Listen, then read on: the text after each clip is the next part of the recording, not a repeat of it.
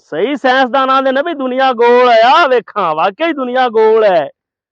ओए अच्छू ओए जफरी ओए आज तेरे तू कोई सवाल नहीं पूछा जासी डायरेक्ट तेनू इनाम दिता जाना ही ओए ओ भी 2000 रुपया अच्छा जे ऐस शेर दी तशरीह कर देवे ता सुन फिर। जिंदगी में तू कभी याद किया है, मैं मर के भी देखूं तो तुम्हें याद किया है तो तुम्हें पता लग जाएगा तो मैंने याद किया है जज साहब ने तो मैं तुम्हें पता लग जाएगा तो तुम्हें याद किया है। हाय हाय हाय हाय हाय इस शेर में शायर ने कमाल कर दिया है। मेरी तो समझ में नहीं आता कि इतना भारी शेर शायर ने उठाया कैसे है।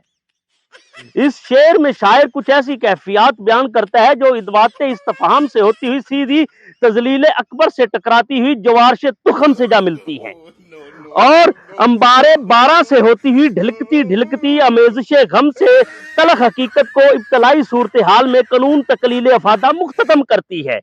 और इस तरह से इस्तखराज जिंदगी जो है अक़वाम आलम से टकरा कर अक़वाम मुत्तहिदा से यूनियन सवैत को बलाई ताक और खतूत अर्ज बलद और खतूत तूल बलद से टकराती हुई सीधी सीधी लग़्ज़िश ज़माना की अमेज़िशों भरी रकाबतों से नशेबो फराज के मराहिल को तय करती है। और इस तरह से ये जिंदगी दर हकीकत जो है वो तगय्युर तबद्दुल के आश्कार होते होते सैराब और सैराब से गुजरती सहराओं की जीनत बन जाती है।